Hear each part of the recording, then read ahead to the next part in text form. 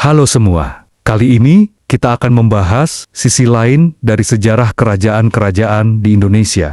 Kita sering mendengar tentang perjuangan kerajaan-kerajaan melawan penjajah. Tetapi tahukah kamu bahwa ada beberapa kerajaan yang justru berpihak pada penjajah? Apa alasan mereka melakukan itu? Mari kita bahas satu persatu. Pertama, Kesultanan Banten. Pada akhir abad ke-17, Kesultanan Banten yang terkenal sebagai pusat perdagangan di Jawa mengalami perpecahan.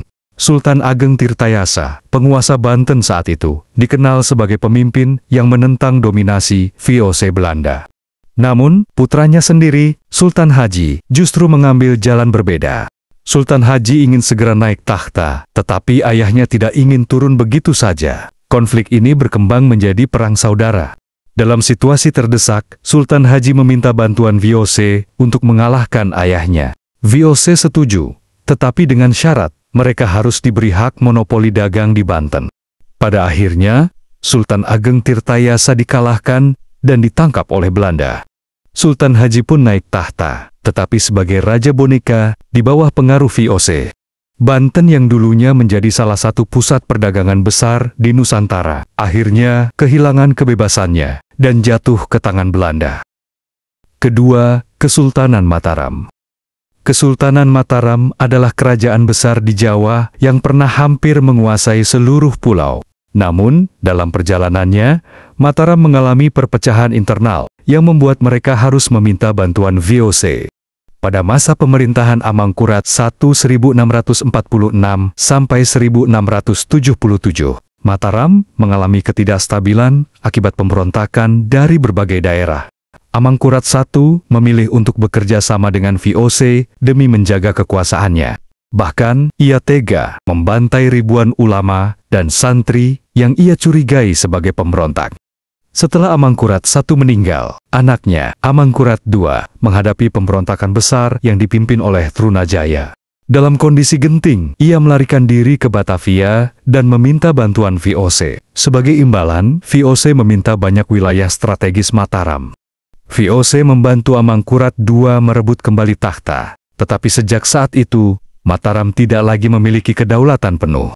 Kekuasaan mereka semakin lama semakin melemah, hingga akhirnya hanya menjadi kerajaan kecil di bawah kendali Belanda.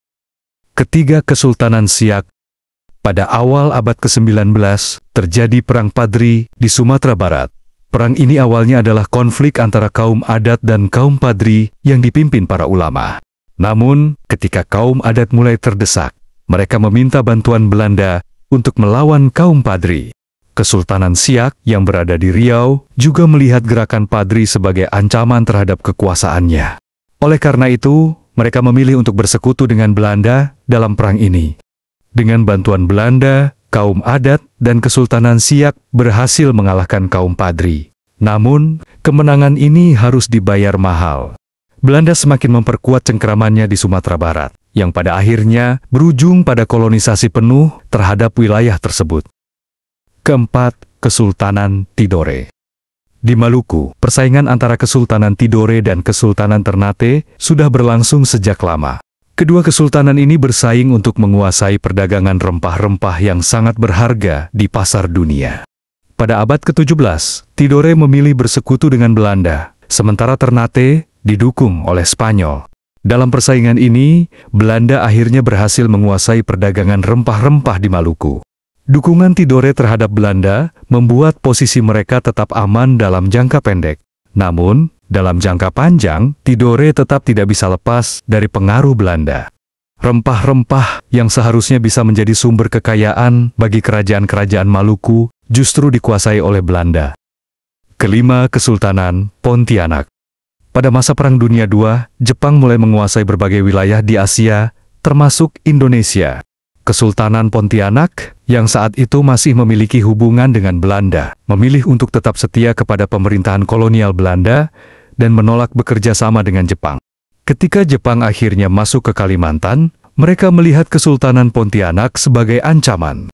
Akibatnya, banyak keluarga kerajaan dan tokoh penting Pontianak ditangkap dan dieksekusi oleh Jepang. Setelah Jepang kalah dan Indonesia merdeka, Kesultanan Pontianak tidak lagi memiliki pengaruh politik yang besar. Wilayahnya akhirnya bergabung dengan Republik Indonesia, dan sistem kesultanan mulai ditinggalkan. Sejarah memang penuh dengan dilema. Keputusan kerajaan-kerajaan ini untuk bersekutu dengan penjajah seringkali bukan semata-mata karena keserakahan, tetapi karena tekanan politik, konflik internal, atau sekadar strategi untuk bertahan. Namun, pada akhirnya, banyak dari mereka yang justru kehilangan kedaulatan dan menjadi semakin lemah di bawah kendali penjajah. Sejarah ini menjadi pelajaran bahwa dalam menghadapi ancaman luar, persatuan dan kedaulatan adalah hal yang sangat berharga. Bagaimana menurut kalian? Apakah keputusan kerajaan-kerajaan ini bisa dimaklumi, atau justru harus dianggap sebagai bentuk pengkhianatan? Tulis pendapatmu di kolom komentar. Terima kasih sudah menonton, sampai jumpa di konten menarik lainnya.